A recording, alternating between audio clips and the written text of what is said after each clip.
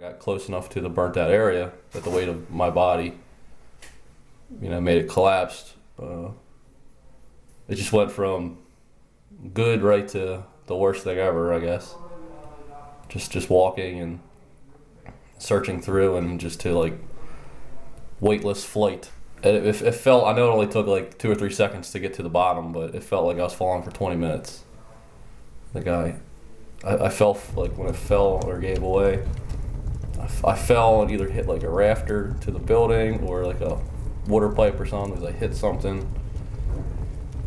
I hit and rolled to the side, tumbled a couple more times, and luckily from the fire damage, all the burnt wood was now like ash and timber and stuff like that.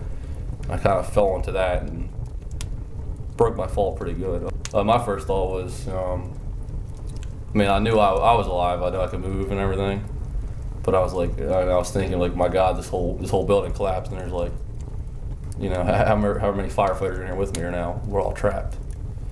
But then I figured out where I was just by looking around.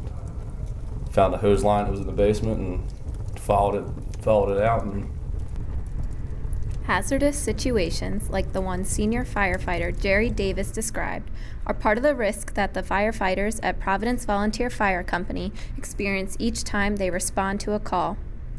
324 Church Way up the Gilbert Road and Forest Creek Road, upper 2B11,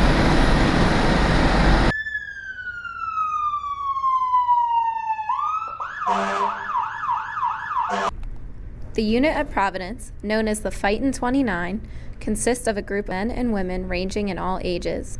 Second Lieutenant Chris Davis says that the responsibilities his unit have for the community are no different than that of Baltimore County's career firefighters. The only real difference is the paycheck. We perform the same duties. Providence 29 doesn't just respond to fires. 21-year-old Don Jeffers explains. Our station responds to all different types of calls: fires, medical calls, auto accidents, rescues, all calls that the county could dispatch us on whenever we're needed. Each call is unique, and how the firefighters respond to each one is determined when they arrive at the scene. Like when we're going to the call, you have to be just listen to the radio, making sure you know what your job is, like what you're gonna need, like what you need when you get there, what are you gonna need.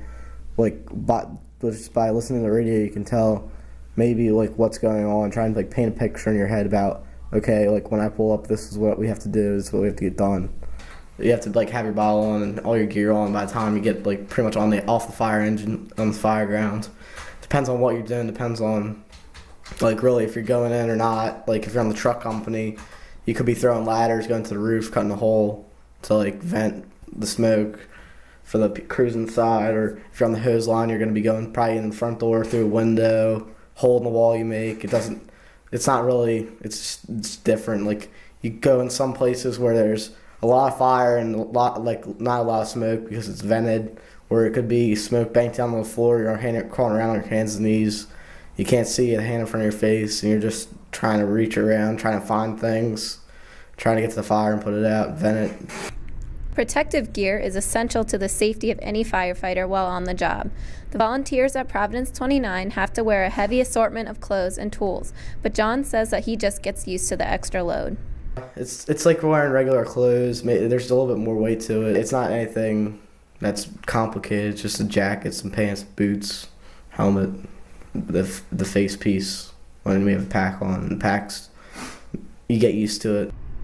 Despite the dangers involved with their job, Chris says the men and women of Providence 29 love what they do. This isn't something where we have to be here all the time, but those of us who are here, we elect to be here for a reason because we enjoy doing this.